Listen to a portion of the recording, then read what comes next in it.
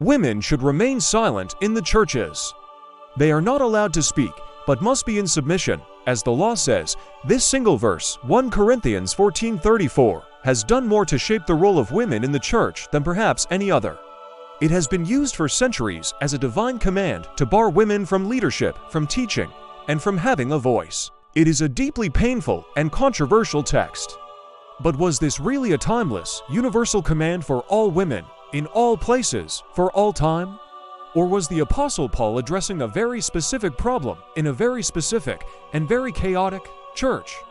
To understand this verse, we must understand the city of Corinth. It was a bustling, cosmopolitan port city, famous for its pagan temples and its wild, ecstatic worship, which often involved priestesses speaking in frenzied states. The early Corinthian church was a mess. Paul's letter to them is a catalog of problems, division, arrogance, spiritual immaturity, and chaotic worship services. People were speaking in tongues all at once, there was no order, and it was driving people away. Paul's primary goal in this chapter is to establish order and clarity in the church service so that outsiders could understand the gospel. In the middle of these instructions for order, he gives this command. But here is the critical context that is so often ignored. Just a few chapters earlier, in 1 Corinthians 11, Paul gives detailed instructions for how women should pray and prophesy in the church. How can a woman pray or prophesy in the church if she is supposed to be absolutely silent? This is a direct contradiction. This tells us that the silence Paul is talking about in chapter 14 is not an absolute, universal silence.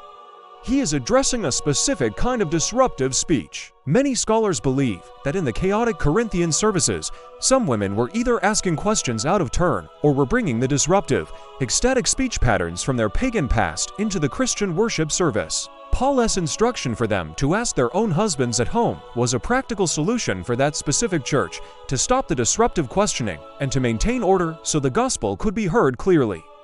This was not a command about the value or the gifting of women. It was a command about order in a specific, out-of-control environment. It was a local rule, not a universal law.